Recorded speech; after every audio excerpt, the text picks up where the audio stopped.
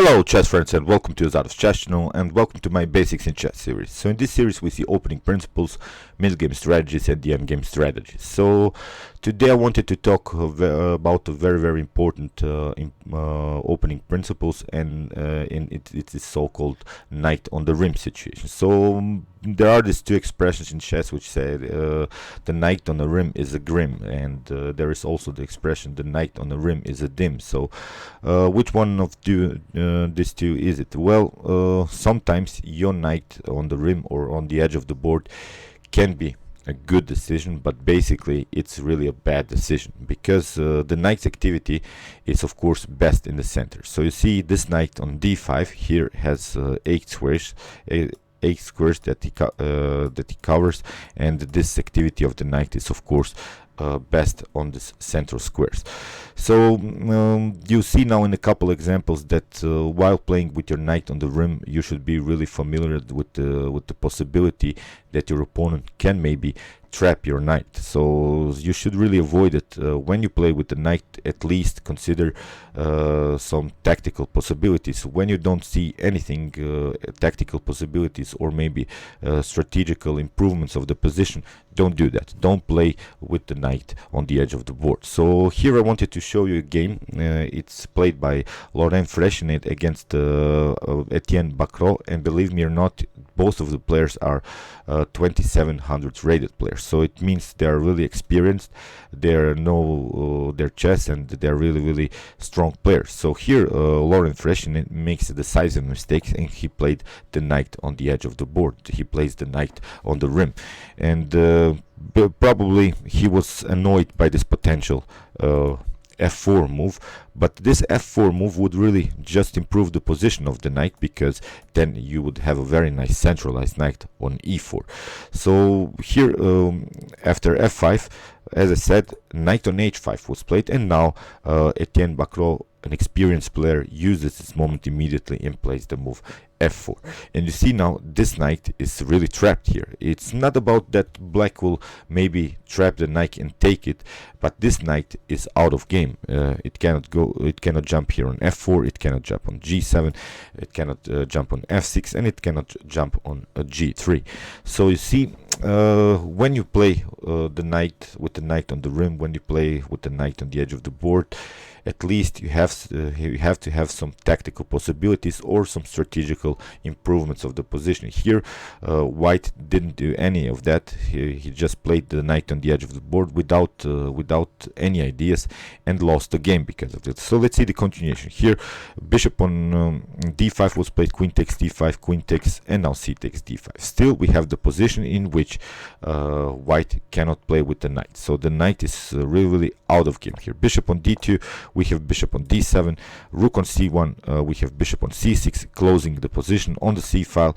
Here rook on e6 was played, king on h7. So we don't need to hurry here. We just want to play calmly here and try really to trap the knight here. So g3 was played, f takes g3, now f takes g3, and okay, we have now liberated the position, the possibility for the knight to jump, but you lost many tempos. Now you see black has a better activity on the e file. Of course, rook takes on e8 was played, rook takes on e8, and now king on f2, rook on f8 with the check, king on g2, and now rook on e8, bishop on c3, and now king on g8.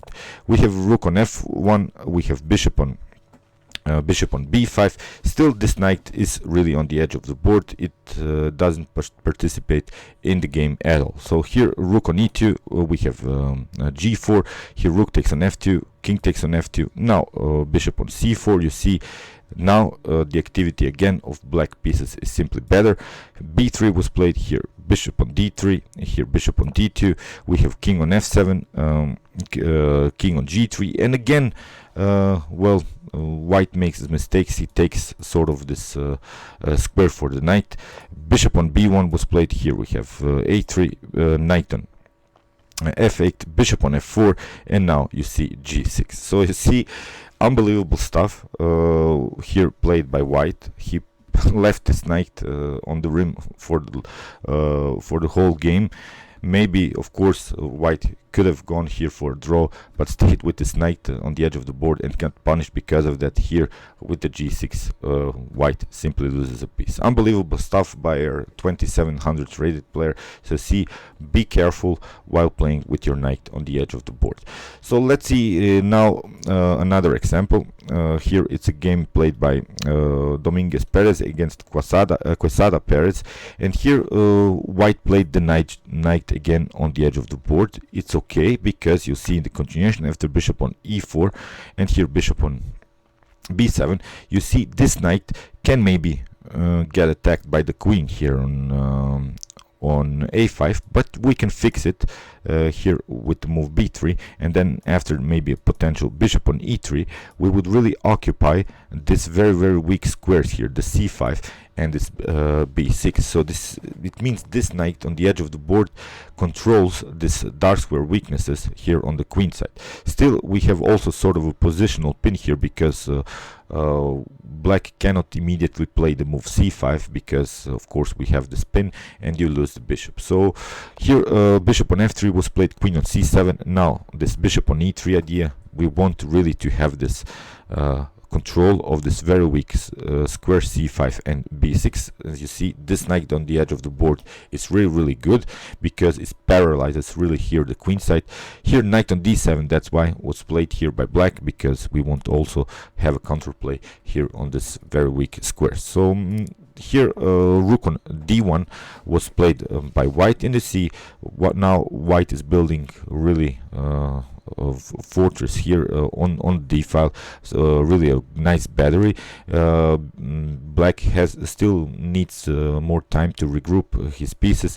Here now finally c5 was played, bishop takes on b7, queen takes on b7, and now you see while black was reorganizing himself, we could really get use of this d file, taking control of the d file. Here rook queen on c6 was played. Here rook on d1, also a very strong move because you cannot take immediately the knight, because then of course we will have rook takes on d7 and we would really occupy our opponent's 7th rank, which could be really deadly in this early stage of the game. So that's why knight on f6, and you see now b3. Although the knight here is still on the edge of the board, it at least attacks, creates some attacking possibilities, because we have a very nice attack on this weak c5 pawn. We have a very nice battery on the d file, and you see the queen, which is our best piece, is a little bit deflected by the defense here on this very weak c5 pawn. So I'm not going to show you the whole game, but I hope you realize this knight on the edge of the board is really good. Again, black has to regroup, black has to take care of the c5 weakness, and black lost the game eventually in the continuation. So let's see now another game. It was played by Efim Geller against Ratmir Kolmov. Here you see in the last move here white played the rook on c1 with a double attack on the knight on c6. And here the best move, of course, for black is maybe to play queen on e7 with a counter attack on the knight, and maybe trade off some more pieces, really simplify the position and go for a draw here, because white's activity, of course, in this position is a little bit better. So black should hope here for a draw with the queen on e7. Here black has at least some counterplay. But here in the continuation after rook on c1, again black tried here to play with the knight on the edge of the board, and now the problem is again the activity of this knight is cut out, because this knight is controlling the squares c4 and this square b7. You cannot again jump on c6 because we have attacked it twice. So here the rook on c7 was played by Efim Geller, which is a very strong idea. You see, we black has lost now the battle on the c file, and will lose also the game in the game eventually. So let's see now a couple of moves further. Queen on d8 was played, rook from f to c1, of course doubling up rooks here on the c file. a6 we have now queen on b4. Well, white is simply improving the position of the pieces. Still, this knight is paralyzed. You see, Black's idea was to play maybe the move b5 and maybe then after that fix the knight on c4, but it's not possible. This queen on b4 prevents this idea. So now e5, you see again, well, black is simply paralyzed. Black doesn't have any good moves here. E5 was played, simple d takes e5, bishop on e6. Black is desperately trying to act to get some kind of activity with his own pieces. Bishop on f5, bishop takes, knight takes on f5. Now we have queen on g5. Now queen on e4, and now finally it's move 26. Here black managed to get out with this knight, but again white has some counterplay. First h4, we have queen on d8, and now queen on g4. Very powerful move, because first you have to take care of this checkmate problems. That's why g6. Now we have rook on c6. Very strong move. You see now, well, really the pieces are on, well, on the most active positions. The knight is here on f5, the queen is on g file attacking the king. Here really the knight is still out of game. You cannot jump with the knight on some good squares. Well, the best square would be of course the square d4, but it's impossible to get the knight back into the game. Queen on d3 was played here, knight on h6, king on g7. Now a very strong move. Knight takes on f7, rook takes, king takes, and now rook on c7. Again, this checkmate is now unavoidable. Here king on f8, and now queen on e6. You can try some checks, but basically it's game over. You see, look at this position of this knight now. Still the knight is on a very weak position, doesn't participate in the game at all, and black got really punished because of that. So let's see now another example here. It's a game played by Alexander Onischuk against Yuri Markovich Schulman. Here black tried knight from b8 to knight to a6, and here white also uses immediately this moment in order to paralyze the knight's activity. White played here immediately the move bishop on d6. You see, this bishop on d6 is really restricting now the knight's ability to play, and this is really a powerful idea, because now if you try to get back with your knight, you simply lose tempo, and still you don't have good squares for the knight. Here b6 was played by black. Here we have knight on f3, simply developing move. We have bishop on b7, and now castling by white. c5 again. Black is desperately trying to get some kind of activity with his own pieces.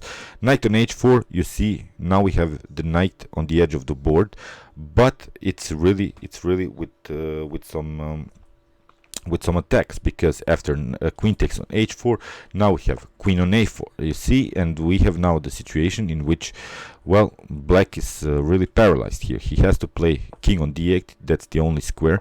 Here rook on d1 was played in the c. This knight on the rim or on the edge of the board was sort of a tactical idea, so that's how you should play when you play with the knight on the edge of the board. So very powerful play by Alexander Onischuk. Here king on c8 was played, but now queen on e8, and I hope you realize that it's really game over here. Here black tried queen on d8, queen takes on d8 was played. Now king takes on d8, but now we have a very powerful discovered check.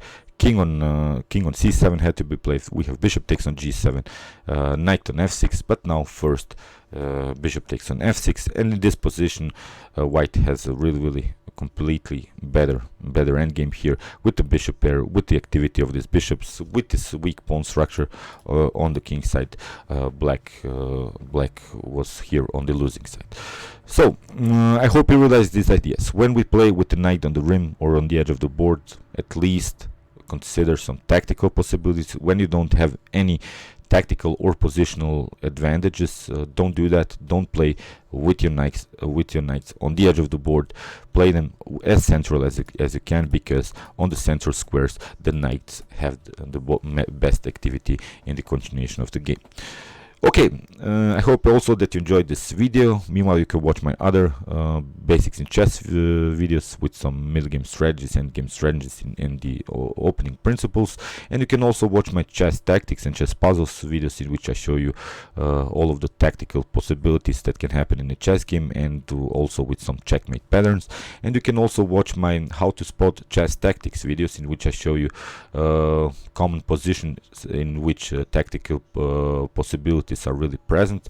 And you can also subscribe to my channel if you like my content. Thanks you for watching, guys, and chess is the best, of course.